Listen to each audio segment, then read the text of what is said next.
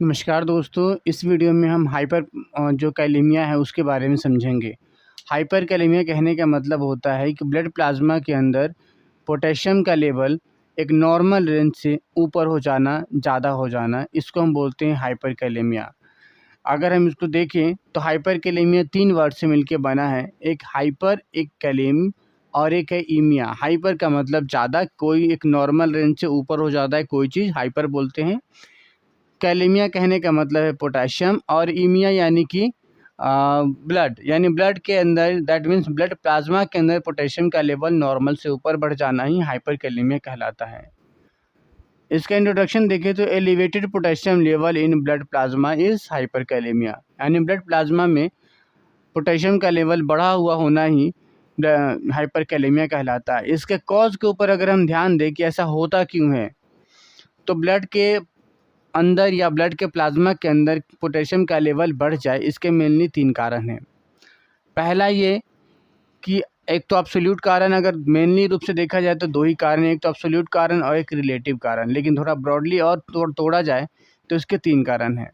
पहला कारण तो ये होता है कि हमारे बॉडी के अंदर जितनी पोटेशियम चाहिए उससे ज़्यादा हम लें, यानी कि हम अपने डाइट में जो ऐसा डाइट ले जिसके अंदर पोटेशियम रिच डाइट हो और उसकी मात्रा हम अपनी डाइट में बढ़ा दें। यानी पोटेशियम रिच डाइट हम ज़्यादा लेने लग जाए तो हमारी बॉडी में स्वाभाविक रूप से पोटेशियम का लेवल बढ़ जाएगा। पहला कारण तो ये रहा।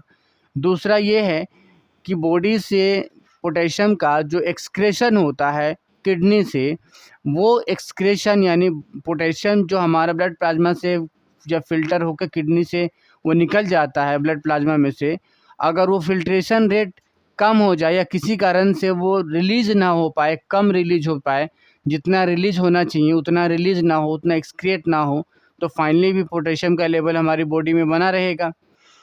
तीसरा कारण क्या हो सकता है? तीसरा कारण ये मोबिलाइजेशन। हम जानते हैं हमारे बॉडी के जो सेल होते हैं, जो भी सेल है उसके 2 कंपार्टमेंट है, एक है ईसीएफ और एक है आईसीएफ। आईसीएफ के अंदर पोटेशियम है और बाहर है सोडियम। इसका मतलब ये नहीं कि बाहर पोटेशियम नहीं है, बाहर भी पोटेशियम है, लेकिन जो पोटेशियम बाहर है ये लो अमाउंट में है, जो और अंदर जो पोटेशियम है ये हाई अमाउंट में है, हाई कंसंट्रेशन में है। अगर पोटेशियम का लेवल किसी कारण से जो हाई कंसंट्रेशन वाला है, हाई कंसंट्रेशन जो आईसीएफ के अंदर है, यानी सेल के अंदर है, सेल के अंदर से बाहर आने लग जाए, सेल के अंदर से बाहर आएगा तो कहाँ आएगा? इसी के अंदर आएगा, तो बाहर अपने आप ही ईसीएफ में पोटेशियम का लेवल बढ़ जाएगा। और ईसीएफ डायरेक्टली कनेक्टेड है कैपिलरीज से। यहाँ पे कैपिलरीज है जिसके अंदर ब्लड फ्लो हो रहा है, फिर ये कैपिलरीज में मेम्ब्रेन से ये ट्रांसफ्यूज होकर अंदर आ जाए, तो अपने आप ब्लड प्लाज्मा के लेवल, ब्लड के अंदर या ब्लड प्लाज्मा के अंदर पोटेशियम का लेवल ज़्यादा आ जाएगा। तो इस तरीके से यानी मोबिलाइज हो गया। पोटेशियम कहाँ से मोबिलाइज हुआ? सेल के अंदर वाले पार्ट यानी इंट्रासेलुलर पार्ट से ईसीएफ में आया, ईसीएफ से फिर कैपिलरीज में आया, कैपिलरीज से फिर पूरे ब्लड के जो बड़े बड़े ब्लड वेसल्स है उस सभी में चला जाए, तो इससे भी हम क्या बोलते हैं? पोटेशियम का लेवल बढ़ सकता है। यानी 3 कारण निकल के, या तो हम ज़्यादा पोटेशियम खाएं, अब हमारी बॉडी से जो यूरिन के थ्रू पोटेशियम रिलीज हो रहा है वो कम रिलीज हो, और तीसरा मोबिलाइज हो, क्योंकि जहाँ पे पोटेशियम का कंसंट्रेशन हाई है वहाँ से लो वाले रीजन में चले जाए तो लो वाले रीजन में भी हाई हो जाएगा। तो इस तरह से मेनली 3 ऐसे कॉज होते हैं, या 3 ऐसे रूट है, या 3 ऐसे मैकेनिज्म है जिससे पोटेशियम का लेवल हमारी बॉडी में बढ़ जाता है। हमें जब हम किसी पेशेंट से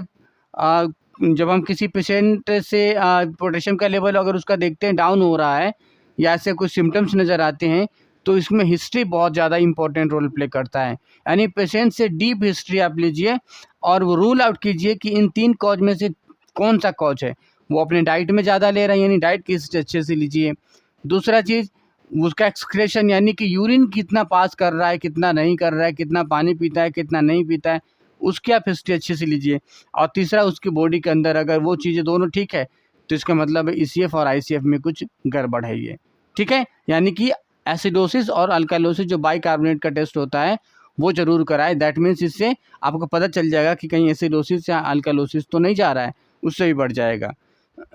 तो मेनली 3 कारण है। पहला कारण देखें, एक्सेसिव पोटेशियम का इंटेक हमारी डाइट में अगर बढ़ जाए तो मेनली दो चीज़ें हैं। पहला क्या है, एक्सेसिव या रैपिड पोटेशियम इन्फ्यूजन, यानी कि अगर हम बॉडी के अंदर जब ऐसा जैसे कि आईवी इन्फ्यूजन देने लग जाते हैं पेशेंट को, तो उसके अंदर पोटेशियम वाली जो सॉल्ट है वो ज़्यादा कर दे दें, हमें बॉडी की जो बीएमआई बिना कैलकुलेट किए उसके बॉडी में पोटेशियम की कितनी मात्रा है और हमें कितनी देनी है, और बिना सही से कैलकुलेशन किए बस पोटेशियम वाली सॉल्ट चढ़ाया जा रहा है, इन्फ्यूजन दिए जा रहे हैं, तो उससे भी हमें मालूम नहीं चलता, पोटेशियम का लेवल तुरंत बढ़ जाता है। तो एक पहला कारण ये होता है। दूसरा क्या है, large volume of transfusion of stored blood. अगर स्टोर्ड ब्लड है, रुका हुआ मतलब कहीं स्टोर किया हुआ ब्लड है, पहले से ब्लड बैंक के अंदर जमा हुआ ब्लड है, और अगर आप उसको किसी पेशेंट के अंदर चढ़ाते हो और थोड़ा नहीं ज़्यादा मात्रा में अगर चढ़ा देते हो तो उससे पोटेशियम का लेवल बढ़ जाता है। ठीक है, तो एक तो दो कारण रहा। इसमें जो डिक्रीज पोटेशियम एक्सक्रीशन है, इसमें क्या क्या हो सकता है। पहला है oliguric phase of acute renal failure. देखिए एक्यूट रीनल फेलियर में पेशाब बहुत ज़्यादा बनता है, पेशाब जब बहुत ज़्यादा बनता है, बोलते हैं पेशाब बहुत कम बनता है।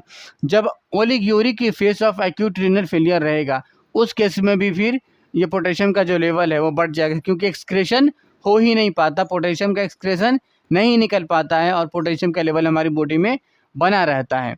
नेक्स्ट है adrenal cortical insufficiency. Adrenal cortical insufficiency कहने का मतलब है कि हमारा ये किडनी होता है, इस किडनी के अगर हम देखें तो इस किडनी के ऊपर वाले हिस्से में एक ग्लैंड होता है जिसको हम बोलते हैं एड्रीनल ग्लैंड। ठीक है, एड्रीनल ग्लैंड, इस एड्रीनल ग्लैंड के अगर हम देखें यहाँ पे जो शंकु शेप का है, तो इसके कॉर्टेक्स वाला रीजन, जो बाहर वाला रीजन है, इसके अंदर से एक हार्मोन रिलीज होता है जिसका नाम होता है एड्रीनालिन। ठीक है, सो एल्डोस्टेरिन नाम से इसका होता है, एल्डोस्टेरिन, एड्रीनालिन बोल दिया, वो भी होता है एल्डोस्टेरोन, एक हार्मोन रिलीज होता है। ये एल्डोस्टेरोन जो पोटेशियम को का बैलेंस है इसको रेगुलेट करता है। ठीक है, यानी कि सोडियम को ये रिअब्जॉर्प्शन करता है, पोटेशियम को भी बॉडी से बाहर निकालता है। लेकिन अगर एड्रीनल कॉर्टिकल इनसफिशिएंसी हो रहा है, यानी कॉर्टेक्स अगर सही से काम नहीं कर रहा है, तो इसका मतलब है ये जो एल्डोस्टेरोन का मात्रा कम निकलेगा, और कम निकलेगा तो जो सोडियम और पोटेशियम का रेगुलेशन है वो डिस्टर्ब हो जाएगा, और फाइनली बॉडी के अंदर पोटेशियम का लेवल बना रहेगा। नेक्स्ट है drug such as ACE inhibitor. एक होता है angiotensin converting enzyme inhibitor. Angiotensin converting enzyme, इस एंजाइम को इनहिबिट करने वाला एक ड्रग होता है, मेनली जो बीपी की मेडिसिन होती है, ये जो बीपी को कंट्रोल करती है। अगर इस मेडिसिन का ज़्यादा यूज़ किया जाता है तो भी ये पोटेशियम का लेवल बढ़ जाता है। नेक्स्ट है रीनल ट्यूबुलर डिजीज़। जो हमारा नेफ्रॉन्स होता है उसके किसी ट्यूब में अगर कोई प्रॉब्लम आती है, अगर उसके ट्यूब में कोई इन्फेक्शन आ जाता है, तो उस कारण से भी जो पोटेशियम का जो एक्सक्रेशन है वो रुक जाता है, और फिर फाइनली पोटेशियम का लेवल बढ़ जाता है। यानी ये तीनों के तीनों चीज़, अगर हम इन चारों चीज़ को देखें, जो चार फैक्टर है ये किडनी से जुड़े हुए हैं। Oliguric phase of acute renal failure, यानी किडनी के जो मरीज़ हैं आमतौर पे उसको आप देखेंगे कि पोटेशियम का लेवल बढ़ा हुआ मिलता है, और इसके 3 से 4 में कॉज हो सकते हैं ये। नेक्स्ट है एक्सेसिव मोबिलाइजेशन। एक्सेसिव मोबिलाइजेशन जैसे कि मैंने आपको ही बताया, इंट्रासेलुलर टू एक्स्ट्रा सेलुलर। इसमें क्या हो सकता है, मसल नेक्रोसिस हो सकती है, डायबिटिक एसिडोसिस हो सकता है, या बीटा ब्लॉकर या साइटोटॉक्सिक ड्रग आप ले रहे हैं उससे भी हो सकता है, या फिर इनसफिशिएंट इंसुलिन ले रहे हैं उससे भी आपको ये चीज़ें हो सकता है। क्योंकि इनसफिशिएंट, अगर मसल नेक्रोसिस की बात करें तो मसल नेक्रोस कर जाएगा तो उसमें भी आपका हो जाएगा। नेक्स्ट है डायबिटिक एसिडोसिस। डायबिटिक एसिडोसिस में भी हो जाता है। बीटा ब्लॉकर या साइटोटॉक्सिक ड्रग जो सेल को मारते हैं, नष्ट करते हैं, ऐसे ड्रग अगर आप लेते हैं जैसे कि जो कीमोथेरेपी में जो यूज़ किए जाते हैं, कैंसर के जो ड्रग है, जो कैंसर को में इलाज में जो यूज़ होते हैं उस तरह के ड्रग, या फिर इनसफिशिएंट इंसुलिन, जो इंसुलिन अगर आप कम मात्रा में आपके बॉडी में बन रहा है या कम मात्रा में ले रहे हैं तो उससे भी आपके बॉडी के अंदर ये पोटेशियम का लेवल है बढ़ जाता है। इसका इफेक्ट क्या पड़ता है, empire function of skeletal muscle, empire function of nervous system और इम्पेयर फंक्शन ऑफ हार्ट। ये होता क्या है कि जो हमारा हार्ट का मसल है, नर्व सिस्टम है या स्केलेटल और कोई मसल है, उसको ना ये पार्शियली डिपोलराइज कर देता है। और पार्शियली डिपोलराइज करने से जो हार्ट के मसल है, एक बार अगर ये कॉन्ट्रैक्ट हो गए तो फिर रिलैक्स नहीं होते, और ये 1 मिनट के अंदर अंदर पेशेंट की ऐसी कंडीशन हो जाती है कि उसका हार्ट पूरी तरीके से पंप करना बंद कर देता है। यानी पार्शियली वो डिपोलराइज एक बार हो गया और कंसंट्रेशन ज़्यादा बढ़ने के कारण वो रिपोलराइज हो ही नहीं पाता। तो नर्व का जो कंडक्शन यानी कॉन्ट्रैक्शन, डिपोलराइजेशन में कॉन्ट्रैक्शन होता है और रिपोलराइजेशन में फिर से वो डायलेशन करता है। तो जब एक बार वो कॉन्ट्रैक्ट हो गया यानी डिपोलराइज हो गया, तो फिर वो पार्शियली डिपोलराइज ही रहता है, वो रिपोलराइज नहीं होता। जब तक वो रिपोलराइज नहीं होगा तब तक वो रिलैक्स में नहीं आता मसल हार्ट के, और फिर फाइनली पेशेंट की तुरंत ही हार्ट अटैक आ जाती है, तुरंत ही मर जाता है, 1 मिनट के अंदर ही मर जाता है ये। ठीक है, तो ये बहुत रिस्की होता है, पोटेशियम का लेवल एक नॉर्मल रेंज से बढ़ जाए तो ये। तो इस तरह से इसके इफेक्ट हैं। और नेक्स्ट है एसिडोसिस भी बढ़ सकता है ये बाहर के सेल में और ब्लड प्लाज्मा के सेल में आके, क्योंकि पोटेशियम का लेवल बढ़ गया है और पोटेशियम पॉजिटिवली चार्ज आयन होता है इसलिए। ठीक है, अगले वीडियो में मिलते हैं। पोटेशियम का रेगुलेशन कैसे होता है उसको लेके, तब तक के लिए शुक्रिया।